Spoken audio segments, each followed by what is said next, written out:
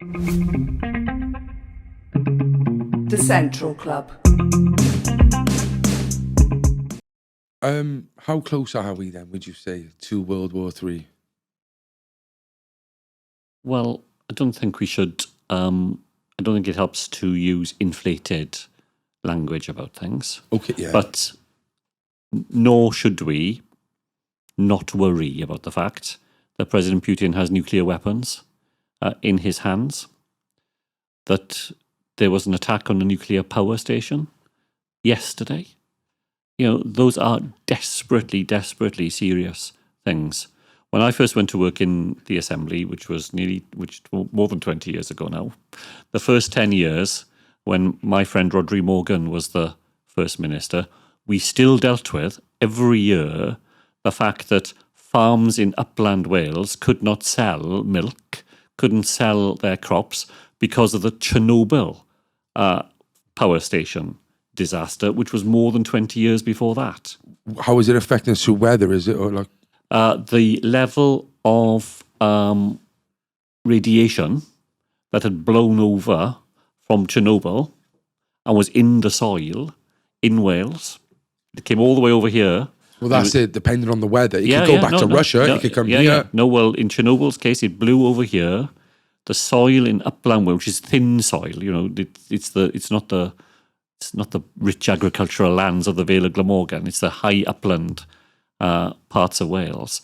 The soil was contaminated by Chernobyl more than 20 years after it happened, and people, it was still being farmed, but farmers weren't allowed to sell. I think it was 2007 or 2008 before the final restrictions were lifted. So we were affected directly by that in a very modest way. Imagine, had the attack on the nuclear power station had a direct hit on it, rather than hitting something outside it, we wouldn't be talking about anything else today.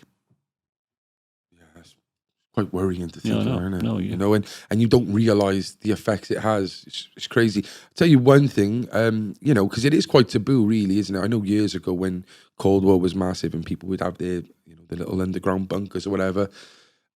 We don't hear much of that. If something did happen, it's more for the elite, they say. Have we got any bunkers in the Welsh Mountains? When Labour took control of the council in Cardiff back in 1981, it opened up the nuclear bunker in Cardiff for anybody who wanted to go and see it. So there was a nuclear bunker. I don't think, as far as I know, it isn't kept up now, but it was up at Corriton near the roundabout. Really? Yeah. I went on a tour of it once. It was a most bizarre place. It looked like one of those sort of Churchill-type war rooms because it was full of those big phones. Those big Bakelite phones where you needed two hands almost to lift the receiver. There were things like that in there. I think 24 people were meant to be able to sleep in there. And it's very small then. It's not like we could fit No, it was tiny. And in any case, who would have been willing to go there? This is if you were under a nuclear attack. Who would there be to talk to when you get back on the phone the day after it anyway? Even if you survived in the bunker, what sort of world would you be looking at? That's the thing, innit? People could look for these bunkers type of things, but there's not many people to talk to after that. Is it really? No. The world outside would have been. I think when someone starts talking of nuclear war, now that's where it crosses the line, don't it? Yeah, and you have to assume that people around Putin would prevent that from happening, even if he was as disturbed and unbalanced enough to be prepared to contemplate it. But there are nuclear weapons all around the world.